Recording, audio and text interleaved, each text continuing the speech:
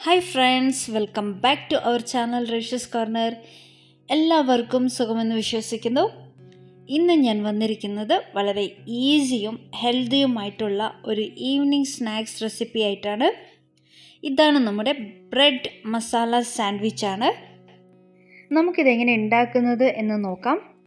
ആദ്യം stove on ചെയ്ത് ഒരു പാൻ വെച്ച് കൊടുത്തു. ചൂടായതിനു ശേഷം അതിലേക്ക് ഒരല്പം ബട്ടർ ഇട്ട് കൊടുത്തു. പിന്നീട് 2 സ്പൂൺ മൈദ ഇട്ട് കൊടുത്ത് കരിഞ്ഞു പോകാതെ തന്നെ നല്ലപോലെ ഫ്രൈ ചെയ്തെടുക്കണം. 2-3 മിനിറ്റാണ് ഞാൻ ചെറിയ ഫ്ലെയിമിലിട്ട് ഫ്രൈ ചെയ്തെടുത്തത്.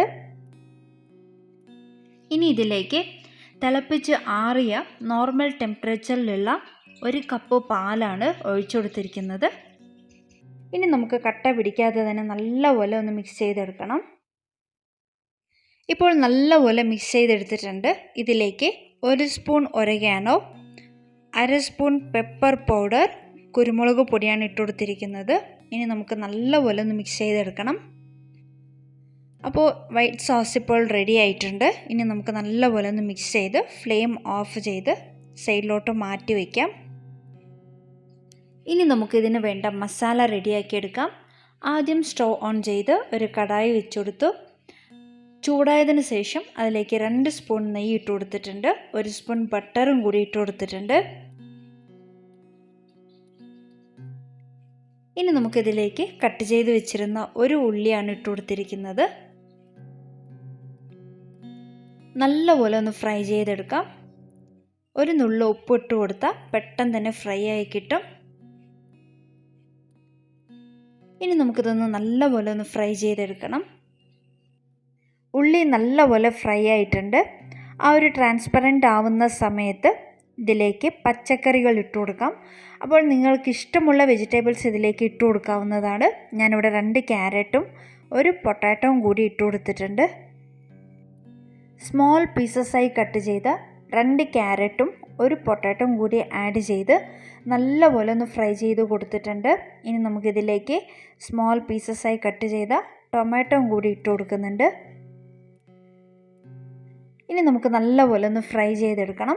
പിന്നീട് ആവശ്യത്തിന് മുളക് പൊടി, 1 സ്പൂൺ മുളക് പൊടിയാണ് ഞാനിവിടെ ആഡ് ചെയ്തിരിക്കുന്നത്. നന്നായിട്ടൊന്ന് ഫ്രൈ ചെയ്ത് കൊടുക്കാം. ചാറ്റ് മസാല ഉണ്ടെങ്കിൽ ആഡ് ചെയ്ത് കൊടുക്കാവുന്നതാണ്. ഇപ്പോൾ നല്ലപോലെ ഫ്രൈ ചെയ്ത് കൊടുത്തിട്ടുണ്ട്.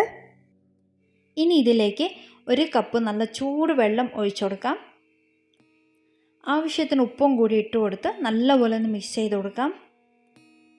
നല്ലപോലെ ഒന്ന് മിക്സ് ചെയ്ത് കൊടുത്തതിന് ശേഷം അടച്ചു വെച്ച് 3 മുതൽ 4 മിനിറ്റ് വരെ ചെറിയ ഫ്ലെയിമിലിട്ട് നമുക്കൊന്ന് കുക്ക് ചെയ്തെടുക്കാം.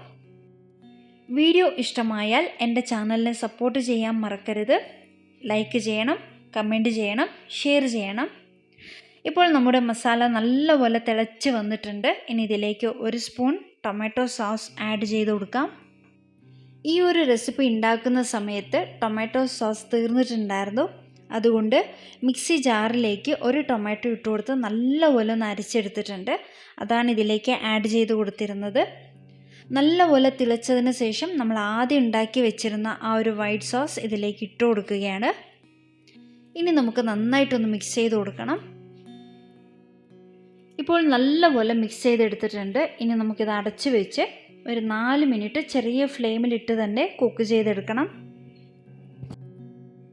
ഇപ്പോൾ നമ്മുടെ ആ മസാല നല്ലപോലെ കുക്കായി വന്നിട്ടുണ്ട്. നല്ലൊരു ഫ്ലേവറാണ്.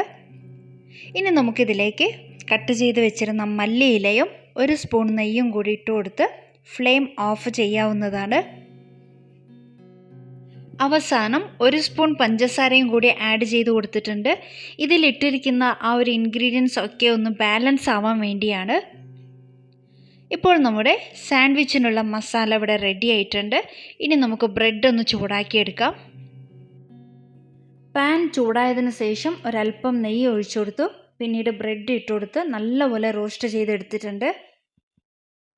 ഈ വീഡിയോയിൽ കാണുന്നത് പോലെ തന്നെ റോസ്റ്റ് ചെയ്ത ബ്രെഡിലേക്ക് ഒരല്പം മസാല ഇട്ട് കൊടുത്ത് വീണ്ടും ഒരു റോസ്റ്റ് ചെയ്ത ബ്രെഡ് അതിൻ്റെ മുകളിൽ ക്ലോസ് ചെയ്ത് നമുക്ക് ചൂടോടെ തന്നെ കട്ട് ചെയ്ത് സെർവ് ചെയ്യാവുന്നതാണ്. വേണമെങ്കിൽ ഈ ഒരു ഗ്രേവി ഉണ്ടാക്കി കഴിഞ്ഞ് അവസാനം ഗാർണിഷ് ചെയ്യുന്ന സമയത്ത് ഒരല്പം ചീസും കൂടി ഇട്ട് കൊടുക്കാവുന്നതാണ്. അപ്പോൾ ഇതാണ് ഇന്നത്തെ നമ്മുടെ റെസിപ്പി. മസാല സാൻഡ്വിച്ച് ഇവിടെ റെഡി ആയിട്ടുണ്ട്. ചൂടോടെ തന്നെ നമുക്ക് സെർവ് ചെയ്യാവുന്നതാണ്.